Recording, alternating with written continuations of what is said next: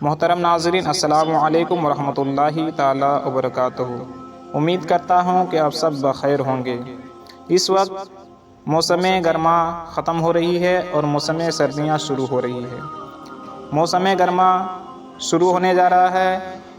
بہت سے جانور جو ہیں وہ اس وقت ذخیرہ اندوزی کرتے ہیں اور اپنے بلوں میں جو ہیں اپنا جو کھانا پینا ہے وہ لے کر جاتے ہیں۔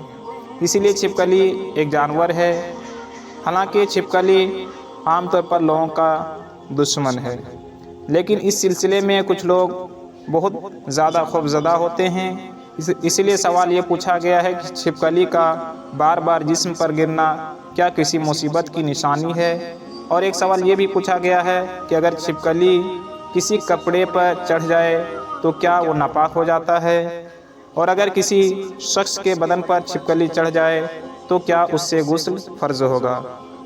تو پہلا سوال کا جواب یہ ہے کہ چھپکلی کا بار بار جسم پر گرنا کسی مصیبت کی نشانی نہیں ہے۔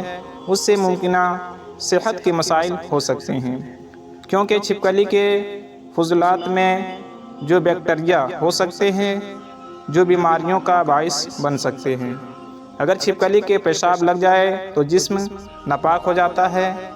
چھپکلی کی بیٹ میں بیکٹیریا جیسے جراثیم ہو سکتے ہیں جو صحت کے لیے نقصان دہ ہو سکتے ہیں۔ اگر یہ کھانا یا برتنوں پر لگ جائے تو بیماری پھیل سکتی ہے۔ اگر چھپکلی پیشاب کر دے تو جسم ناپاک ہو جاتا ہے، لیکن صرف چھپکلی کے جسم کا لگنا ناپاکی کا سبب نہیں ہے۔ اور لوگوں میں یہ جو غلط خیال پیدا ہو گیا ہے کہ چھپکلی اگر کسی کپڑے پر، کسی کے بدن پر گر جائے تو یہ مصیبت کی نشانی ہے، علامت ہے، تو یہ غلط ہے، یہ درست نہیں ہے۔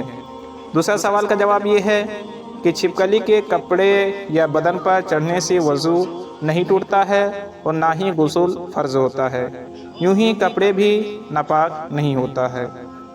اگر چھپکلی کی بیٹ وغیرہ کوئی نجاست کپڑے یا بدن پر لگ جائے تو صرف اس حصے کو پاک کرنا ہوگا۔